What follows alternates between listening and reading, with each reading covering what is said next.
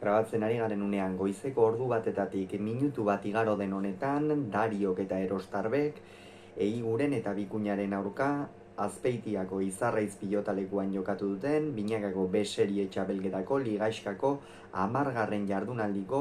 lehen norgehiagokaren analisia egingo dugu. Favorito ziren Eiguren eta Bikuña eta ez dute hutsik egin 22 eta 19 irabazi baitu bikote gipuzkoarrak. Gogoratuko dugu, aurreko jardunaldian, Dariok eta Erostarbek galdu egin zutela Gasteizko hogeta pilotalekuan Salaberria eta Kaskueren aurka, Eigurenek eta Bikuñak berriz, irabazi egin zieten Getarian Zabala eta Eskuzari. Honen bestez, bi bikoteak gaurko norgehiagoka honetara dinamika oso desberdinetan iritsi dira,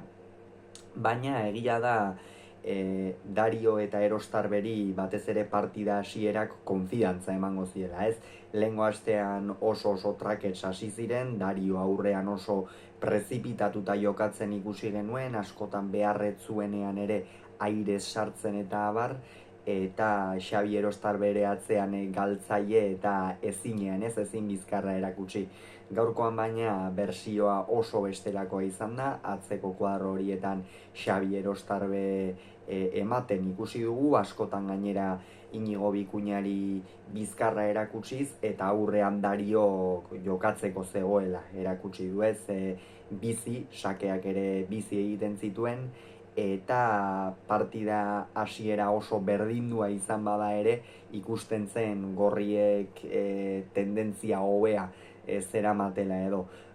Bosnakora arte oso berdinduta joan da norgehiagoka, gero joan egin dira, 10 gorriak, hor une kritikoan sartu dira, Eiguren eta Bikuña, izan ere gorriak askoz ere gehiago izaten ari ziren, Xabi Erostar behatzean dominatzen ari zen, esker eskuin pilota oso ongi mugitzen, aurrean ere Dario aukera zuenean Eiguren defentsanera bat behartzen, eta dinamika ezinbestean aldatu beharra zeukaten, 12 eta 7 emaitzarekin iritsi dira lehen etenaldira, baina gerora egia da asko aldatu dela, norgehiagoka etenaldiaren osteko tantoa Eigurenek eta Bikuñak egin dute, eta gero beste bat Dariok eta Erostarbek berriz ere egin badute ere, erabat hor sartu egin dira, norgehiagokan Eiguren eta Bikuña, batez ere Inigo Bikuñaren hobekuntza nabarmena ikusi dugu, naiz eta partida hasieran ez dituen pilota asko galdu, askotan gozakaitz eta askotan gertatzen zaion bezala, ez? Pilota ezin arrotuz eta frontisa ezin baliatuz ikusi dugu atzelari donostiarra, eta gerora esango nuke asko, bere maila asko igo duela. Ez zen erraza, noski Inigo Bikuñarentzat gaurko partida hau, lehengo astean Gasteizen lehen mailan eman zioten aukera hori ez zuen behar bezala aprobetxatzerik izan, eta horrek noski gero beti zalantzak uzten dizkizu, eta egin batean esan daiteke horixe gertatu zaiola gaurkoan Inigo Bikuñari, baina bigarren zatian buelta eman dio. 18 eta 16 iritsi dira bigarren etenaldira, baina partida bizirik zegoen, erabat berdinduta, jada 4 pilotariak ere nekatuta, partida oso horra zioan, gainera